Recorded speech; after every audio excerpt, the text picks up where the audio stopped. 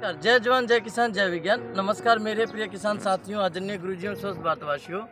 मैं Neeraj Kumar Prajapati, the bicycle man of Indian agriculture and the bicycle man of India, जो कि आप सबको पता है कि मिशन ऑर्गेनिक बाईसाइकिल के यूट्यूब चैनल और फेसबुक के द्वारा एक मुहिम चालू की गई है कि हम इस यात्रा में जो हमें नए नए नवाचारित किसान मिलते हैं या फिर हमें नए नए इनोवेशंस मिलते हैं, तो उनके बारे में हम आप तक वो जानकारी पहुँचाएँगे। इसी यात्रा के दौरान आज हम सिरसा में आए हुए हैं, जो कि यहाँ पे इस गाँव बकरीवाली जिला सिरसा में हरियाणा में है। और ये आज इन फार्म पे, स्वामी जी फार्म पे हम पहुँचे, जैविक कृषि फार्म पे। ये हमारे किसान गुरुजी हैं जो कि जैविक खेती कर रहे हैं पिछले कई वर्षों से, और ये आपको अपना अनुभव बताएंगे ये यहाँ पे क्या अलग अलग करते हैं और इनके क्या जैविक में है। उसके अलावा ये किस चीज़ के कारण ये मशहूर है पूरे हरियाणा में। तो नीरज जी, स्वागत है सबसे पहले आपका हमारे स्वामी जैविक कृषि फार्म पर। और आपकी इस मुहिम का हम भी हिस्सा बने, ये हमारा सौभाग्य है। ओके, ये जो आप ये फार्म देख रहे हैं जी, ये हम लोगों ने एक रेतीले भूभाग पे बना रखा है जी। और एक ऐसा कॉन्सेप्ट हम लोग लेकर के चले हैं जैविक खेती के साथ साथ एग्रीकल्चर टूरिज्म को बढ़ावा देने के लिए जी, ताकि लोग खेती बाड़ी से पीछा छुड़ा रहे हैं, छोड़ रहे हैं उसको, जो आजकल के युवा है वो उस मुहिम को लेकर के चले और अपने आप को यहाँ सम्मिलित करके इंजॉय कर सके, अपनी खेती को इंजॉय कर सके।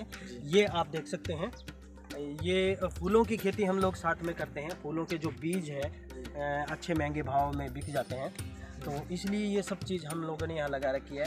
दूसरी ये है कि ऑर्गेनिक फार्मिंग में ये आप देख सकते हैं अलग अलग तरह के फूल हम लोगों ने मिश्रित फूल लगा रखे हैं। इनका एक रीजन और होता है, ये जो आप इस फूल की खासियत बता रहे थे, इसकी थोड़ा सा आप बताएं। ये देसी गुलाब होता है, जो आम जिसका गुलकंद भी तैयार होता है, उस पे ग्राफ्ट करके लेयरिंग के ज़रिए हम लोग, जैसे ये इसमें देखिए मिक्सचर गुलाब इसको हम कह सकते हैं, मालियों के पास भी मिल जाएगा, लेकिन मैंने ये खुद ग्राफ्ट करके तैयार किया है। इसमें अलग अलग वैरायटी के फूल आएंगे और इन फूलों को यहाँ लगाने का एक मेन खास मकसद है कि मधुमक्खियाँ आकर्षित होती हैं, क्योंकि जो ऑर्गेनिक पॉलिनेशन की जो प्रक्रिया है वो भी पूर्ण होती है। और दूसरा ये रहता है कि इसमें जो मित्र कीट हैं, जो और अन्य कीट हैं, वो भी फूलों के ऊपर आते हैं। कई तरह की तितलियां जो है वो यहाँ हमारे लिए, हालांकि तितलियों से लट पैदा होती है, कीट पैदा होते हैं, लेकिन फिर भी वो कुछ हद तक हमारे लिए ज़रूरी है, पर्यावरण का एक हिस्सा है। तो ये देखिए, ये हमने इलायची लगा रखी है यहाँ पर। एक्चुअली हमने ये किचन गार्डन भी एक बनाया हुआ है, तो ये इलायची के पौधे हैं, किचन गार्डन का एक हिस्सा है। आप लोगों को इलायची के साथ साथ आप आएंगे थोड़ा, जी, आप देखेंगे तो इसका जो पत्ता है उसमें खुशबू देखिए आप, इलायची के जैसी है बिल्कुल। तो और इसका क्या रहता है कि अगर पत्ते को भी उबाल करके आप ग्रीन टी में इस्तेमाल कर सकते हैं, इसलिए हमें बाहर से कुछ खरीदना नहीं पड़ेगा। और इसी को लेकर के हम ये चले हैं कि जो बच्चे हैं, स्टूडेंट्स हैं, उनको भी हम समझा सकें कि भी आपके पास जो भी जगह खाली है उसमें जो घरेलू घर में रसोई में जो ज़रूरत का सामान है उसको कैसे आप अपनी जगह पर तैयार कर सकते हैं। अभी जो ये आप जैविक खेती कर रहे हैं, इसके अलावा आप एक दूसरे कार्य से बहुत फेमस हैं, उस कार्य के बारे में थोड़ा आप जानकारी प्रदान करें। हाँ बिल्कुल, जो आपका एक दूसरा जैविक खेती है वो भी प्रकृति के अनुकूल होती है और प्राकृतिक माहौल को बनाए रखने के लिए हम लोगों ने ये एक मुहिम चलाई थी पर्यावरण संरक्षण की जी, और उसी का मैं एक कड़ी हूँ। और मैंने ये शुरुआत की थी कि जो वन्य जीव हैं उनको बचाने के लिए क्या रहता है कि जैसे सांप, गोहिरा, उनके बारे में बहुत सारी किंवदंतियाँ हैं, दंत कथाओं में उन्हें बड़ा खतरनाक बताया गया है, और उसका जिक्र जो ये फिल्में हैं, जो वीडियो आते हैं, उनके अंदर भी बताया गया है, और सपेरों ने इसे फेमस किया कि ये बहुत ख़तरनाक होते हैं। इसीलिए हम लोगों ने पहले उसके बारे में जानकारियाँ जुटाई, पता लगाया कि ये कितने ख़तरनाक है, और वास्तविकता बिल्कुल परे थी। ये जीव जहरीले नहीं थे और 90% जीव जहरीले नहीं थे, और फिर भी उनके बारे में ये कहानियाँ प्रचलित थी कि ये जहरीले हैं, उसकी वजह से वो जीव मारे जाते थे। और हमने एक मुहिम चलाई कि इन जीवों को, इनके प्रति लोगों को जागरूक करना है और समाज में इनकी जो अहमियत है वो बतानी है और इनको बचाना है। तो हम लोगों ने एक एमरजेंसी रिलीफ टीम नेटवर्क बनाया। उसमें क्या रहा था, इनको रेस्क्यू करते हम, अगर किसी के घर में, दुकान में जो शहर के चारों तरफ की परिधि होती है उसमें ये जीव आ जाते हैं, तो उनको हम बचाने का काम करते हैं। और जंगलाती क्षेत्र होता है जो शहर से बाहर 10 से 12 किलोमीटर, वो उस जीव के ऊपर निर्भर है कि जहरीला है या नहीं है। जहरीला नहीं है तो हम 5 किलोमीटर की परिधि में छोड़ते हैं, 2 किलोमीटर की परिधि में छोड़ते हैं। अगर जहरीला है तो उसे जंगलाती क्षेत्र के अंदर, जो शहर से 10-12 किलोमीटर दूर हो, यानी मानव के लिए नुकसानदायक न हो, तो इसलिए वहाँ हम लोग छोड़ते हैं। और अब तक करीबन 26,000 से ज़्यादा जो वन्य जीवों को हम रेस्क्यू कर चुके हैं, जिनमें सांप, गोहिरा, मॉनिटर लिजर्ड, ये सब तरह के जीव सम्मिलित हैं। मुझे इसके लिए राष्ट्रीय रत्न अवार्ड और हरियाणा गरिमा अवार्ड से भी नवाजा गया था, और डिस्ट्रिक्ट लेवल पर कई बार हमें सम्मान भी मिल चुका है। और ये आज बताना इसलिए भी ज़रूरी है क्योंकि नीरज जी एक बहुत अच्छा काम कर रहे हैं, लोगों को जोड़ रहे हैं पर्यावरण से संबंधित।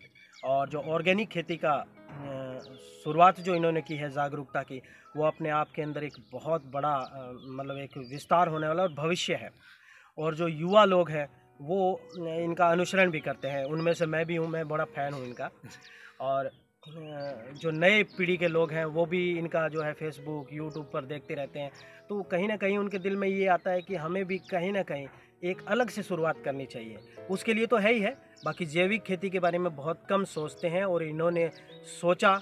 और जो पद्मश्री अवार्डी हैं, बड़े बड़े मतलब जिनको सम्मान मिल चुके हैं, उनको भी ये जोड़ने का काम कर रहे हैं। और कहीं कोई किसी कोने में छुपा होता है जिसने काम तो बहुत किया है लेकिन लोग उसके बारे में जानते नहीं हैं, उनको ये सामने लेकर के आ रहे हैं, समाज के अंदर लेके आ रहे हैं। ये अपने आप में एक बड़ी बात है।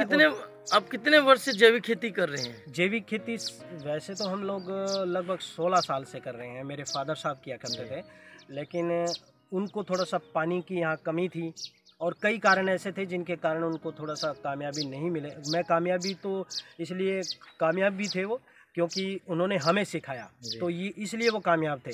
और फिर हमने थोड़ा सा प्रबंधन किया, इसका संसाधन तैयार किए और फिर इसकी शुरुआत की। अभी लगभग 5-6 सालों से हम लोग ये कर रहे हैं।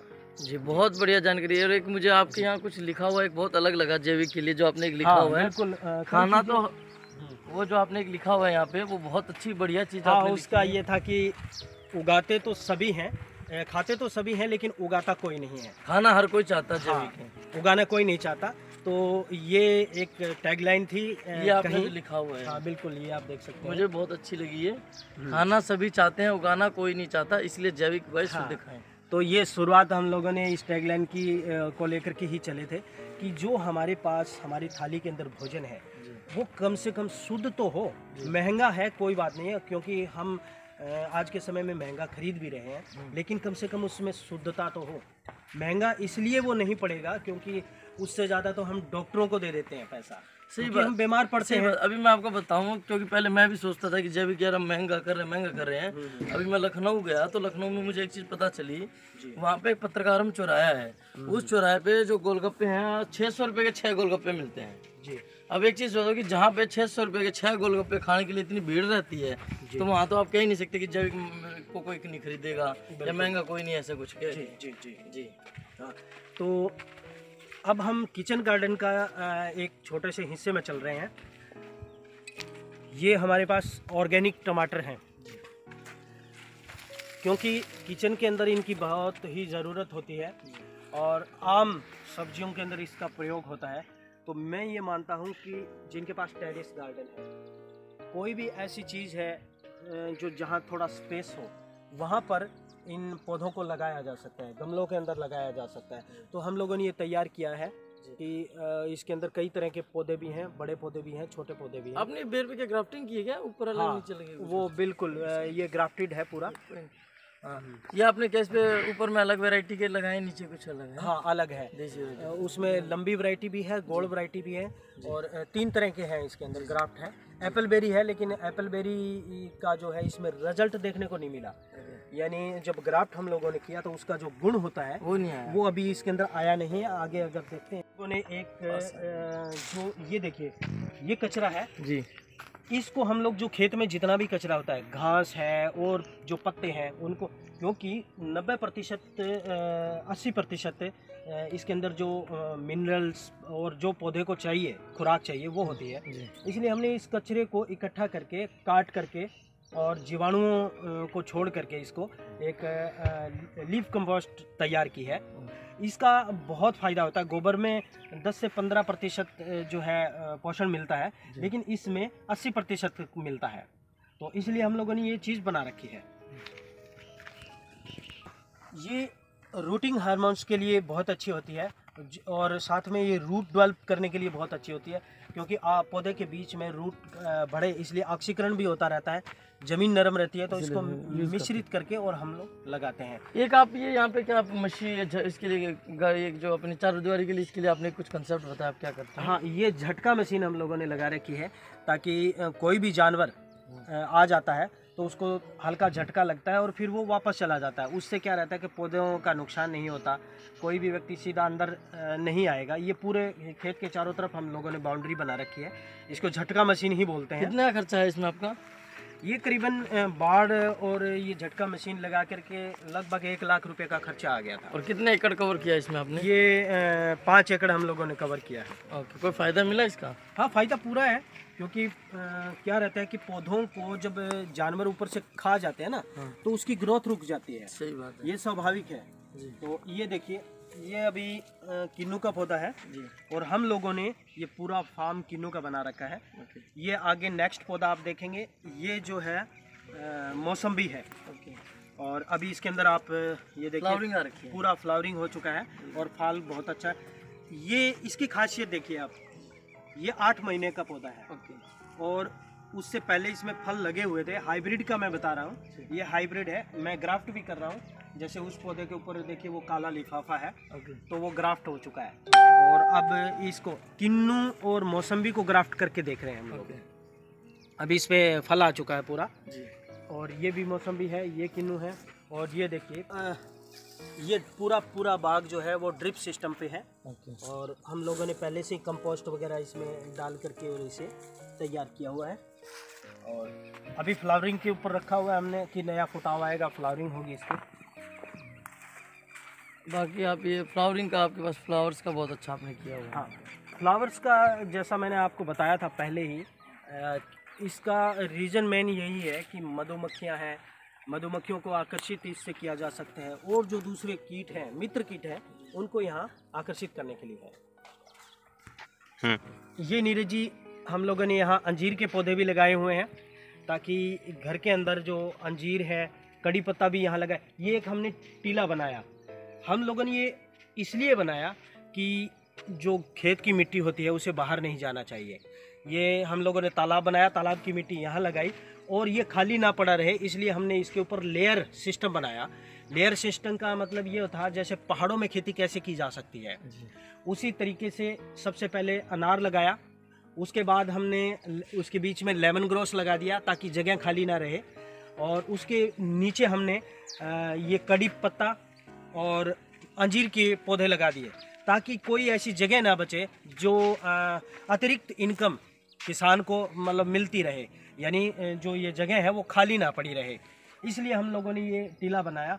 और दूसरा ये था कि थोड़ा सा देखने में आकर्षित लगता है, लोग यहाँ आते हैं, फूलों के अंदर सेल्फी लेते हैं, तो ये मतलब बहुत अच्छा लगता है। और जो खेत में काम करने वाले लोग हैं, वो जब काम करते हैं तो वो ठीक है, लेकिन जब वो आराम से यहाँ आकर के बैठते हैं, खाना वगैरह खाते हैं, चाय वगैरह पीते हैं, उनको भी ऐसा लगा है कि हम फूलों के बीच में बैठे हैं और कुछ अच्छी जगह में बैठे हैं, तो वो थोड़ा उनको अच्छा लगता है। इसलिए हम लोगों ने यहाँ बनाया, चलिए, ताकि उनका मन लगा रहे। बहुत अच्छी आपने जानकारी दी। आपको एक बार आप अपना मोबाइल नंबर बता दें, ताकि कोई भाई आपसे जुड़ना चाहे तो। अगर कोई जानकारी लेना चाहते हैं और इस कंसेप्ट को अपनाना चाहते हैं, तो हमारा कॉन्टैक्ट नंबर है 8813880888। और स्वामी जैविक कृषि फार्म पर आप विजिट करना चाहते हैं तो एक दिन आप पहले बताएंगे, हम आपको वहाँ लेने आ जाएंगे। और गांव बकरियावाली, जिला सिरसा, बिल्कुल गांव बकरियावाली से 1 किलोमीटर से भी कम है, कचरा प्लांट रोड के ऊपर है। आप कभी भी आते हैं, आपका स्वागत है।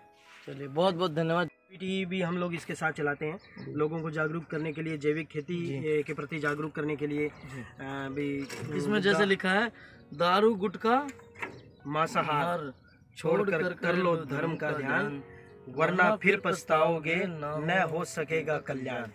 ये ऐसे नई नई चीजें लिखी हैं। ऐसे ये सब चीज़ें जो है जैसे पानी बचाने का है, वरना तरस जाओगे उसके बिना, सूक्ष्म सिंचाई सिंचाई अपनाएं जल ही जीवन। अरे बहुत बढ़िया लिखी हैं आप। ये सब चीज़ें मतलब लोगों को समझाने के लिए और अवेयर करने के लिए। हालांकि लोगों को तो देखिए सब कुछ पता होता है, लेकिन अपनी तरफ से एक प्रयास है। ये डीकम्पोजर हम लोग यहाँ बनाते हैं लगातार, जो है इसका उपयोग जो है हम अपने पूरे फार्म के अंदर करते रहते हैं। बाकी आप ये जो भी अपने बैक्टीरिया ये सब आप खुद ही, हाँ ये बैक्टीरिया है, हम लोग पीपल का जो नीचे से मिट्टी लेकर के और गुड़ बेसन इसका इस्तेमाल करते हैं। इसके अंदर हम लोगों ने एक जैसे डीएपी का विकल्प बना रखा है। सरसों की जो मस्टर्ड ऑयल की जो खली होती है, उसको हम लोगों ने डीकम्पोज करके अच्छे से, और उसके अंदर कई तरह की जो पत्ते लीफ होते हैं जैसे भांग के पत्ते हैं, और ये सब चीजें अंदर मिला इसमें आप एक काम करिएगा, इसमें सोयाबीन 1-1.5 kg डालो। हाँ सोयाबीन में क्या है सबसे 40% प्रोटीन भी मिलता है और सारे माइक्रोन्यूट्रिएंट्स उसमें। वो भी हम लोग करते हैं। और वो ये जैसे घन जीवामृत जिसको हम लोग कहते हैं ना, वो बना रखा है। ये देखिए पूरा बैक्टीरिया की वजह से झाग तैयार हो चुका है। इसको हम लोग क्या करते हैं, थोड़ा स्मेल इसकी ज़्यादा होती है, ये हम वहाँ पौधों के अंदर डालते हैं। इसमें हर वो पोषक तत्व तो मिल जाते हैं, क्योंकि इसके अंदर जो पौधों जितने भी पौधे होते हैं, खासकर नीम के नीचे और वो सब चीज़ें हैं, जो नीम और दूसरे जो पौधों के गलने सड़ने से जो उसमें पोषक तत्व होते हैं वो इसके अंदर आ जाते हैं। तो ये अंजीर की ग्राफ्टिंग हम लोगों ने की है ताकि घर में यही पौधे तैयार कर सकें। तो इनमें थोड़ा हरापन आना शुरू हो चुका है, और ये फुटाव देखते हैं कब तक लेता है और कामयाब होता है कि नहीं होता। हमने तो यही सोचा कि कामयाब हो, और इसलिए हम लोगों ने ये तैयार कर रखा है रखें। और आगे भी हम कोशिश कर रहे हैं कि बीज खुद ही तैयार करके लगाए जाएं। ये खेत की जो बॉर्डर है उसके चारों तरफ अगर लगाते हैं तो अतिरिक्त इनकम के लिए। ये हम लोगों ने तालाब बना रखा है, पूरा सूक्ष्म सिंचाई पे आधारित है। और इससे क्या होता है कि पहले हम फ्लडी पानी देते थे, उससे बड़ा नुकसान होता था, पानी कम जगह घेरती थी। लेकिन अब क्या रहता है, जब हम सूक्ष्म सिंचाई का या फव्वारा सिस्टम का प्रयोग करते हैं तो उससे 80% तक पानी हम लोग खुद बचा रहे हैं। पहले क्या था, पूरा का पूरा पानी खर्च हो जाता था, लेकिन अब 80% का फ़ायदा हमें ये है कि सभी पौधों को बराबर पानी मिल रहा है। और जो न्यूट्रिएंट्स किसी भी प्रकार का जो पोषक तत्व हमें देने हैं तो वो ड्रिप के ज़रिए हम लोग जो है पूरा बाग के अंदर दे देते हैं। और पानी बचाने की जो एक मुहिम है उसमें ये बड़ा मतलब एक रामबाण है। जी, लहसुन हम लोगों ने बना रखा है, ये प्योर ऑर्गेनिक लहसुन है। इसमें देखिए ये मल्चिंग हम लोगों ने कर रखी है, ये सारा मल्चिंग है। मल्चिंग से दो फायदे हैं, एक तो नमी मिलती है। हम लोगों ने ये इसके अंदर बेड में दोनों तरफ पानी दिया है, लेकिन बीच में कोई पानी नहीं दिया, लेकिन फिर भी लहसुन मतलब बहुत अच्छा हो रहा है, नमी चली गई। और दूसरा ये है कि प्योर ऑर्गेनिक है, इसमें कुछ भी नहीं डाला। लोग क्या करते हैं, 10-10, 12-12 पानी देना पड़ता है, बहुत कुछ उसके अंदर डालना पड़ता है, तब जा करके होता है। अब ये सब्जी भी आपने किचन गार्डनिंग के तौर पे, किचन गार्डन वो भी सारी सब्जियां, सब्जियों को देखने के लिए, जैसे ये देखिए ये फूल है, ये फूलों की वैरायटी है, ये येलो अभी खिलना शुरू होगा और लंबे टाइम तक चलेगा। यहाँ क्या रहता है कि कई स्कूलों के कॉलेज के बच्चे आते हैं, विजिट करने के लिए आते हैं, वो ये देखते हैं कि हम किचन के अंदर थोड़ी जगह में ज़्यादा चीज़ें कैसे लगा सकें। ये लहसुन हमने प्योर ऑर्गेनिक लगा रखा है। ऑर्गेनिक का थोड़ा सा ये रहता है कि कुछ क्वांटिटी उसकी कम रहती है, लेकिन फ़ायदा बहुत होता है। और कई लोग ये कहते हैं कि आप लोग बेचते कहाँ हो, तो सोशल मीडिया का बहुत बड़ा सहारा है मुझे। हम लोग वो फ़ोन कर देते हैं, जो मित्र दोस्त हैं वो उनको पता होता है, तो वो देखते रहते हैं और मतलब बेचते रहते हैं। बस इसका ये रहता है कि इसमें कचरा बहुत होता है, लेकिन कचरे का फ़ायदा ये है कि जब आप कचरा ज़मीन में दबाएंगे तो आपको ऊपर से डीएपी यूरिया कुछ डालने की ज़रूरत नहीं है, वो अपने आप नेचुरल खाद है। नीरज जी, आज मैं आपको एक और चीज़ खासियत बताता हूँ कि फूलों का फ़ायदा क्या है। फूलों का ये फ़ायदा है कि यहाँ देखिए इस टीले के ऊपर जितने भी फूल लगे हुए हैं, उनकी वजह से क्या है, ये छोटी मक्खियाँ हैं, जो छोटी मक्खियों का शहद हम लोग बोलते हैं, आपने देखा होगा लकड़ी नरमा कपास की लकड़ियों में होती है, वो यहाँ भरमार है। यहाँ करीबन 3-4 छत्ते लगे हुए हैं, और ये मीडियम साइज़ की मक्खियाँ हैं जो थोड़ी सी बड़ी होती हैं, उससे बड़ी होती है वो उनको घोड़ा मक्खी बोलते हैं, या बड़ी मक्खियों वाला जो ऊपर लगती हैं, उस मटके में भी है। हाँ उस मटके के अंदर एक सुराख है, सुराख के जरिए उसने अंदर छत्ता बना रखा है। और ये सिर्फ इन फूलों की वजह से, नहीं तो कुछ दिन बाद जो होती है ये देसी मक्खियाँ उड़ जाती है और छोटी मक्खियाँ विलुप्त होने की कगार पे हैं। आपको मेन चीज़ ये बताता हूँ। और शहद मक्खियों के बारे में शायद आपको एक और चीज़ ध्यान में हो कि अगर शहद मक्खियाँ पूरी दुनिया से ख़त्म हो जाती हैं तो आपको ये बता दूँ कि उसके 3.5 साल बाद पूरी दुनिया से जीव प्रजातियां खत्म हो जाएगी। उसके बारे में उसका रीज़न ये ही है कि पॉलिनेशन की जो क्रिया है वो खत्म हो जाएगी, चाहे वो गेहूं से लेकर के फल फ्रूट वो सब खत्म हो जाएंगे। तो नेचुरली जो जीव हैं, जो प्रजातियां हैं वृक्षों की, पेड़ों की, वो सब खत्म हो जाएंगी। और उसके बाद फिर बचना क्या है, तो मानव जाति तो वैसे ही खत्म हो जाएगी। बहुत अच्छी जानकारी आपने दी।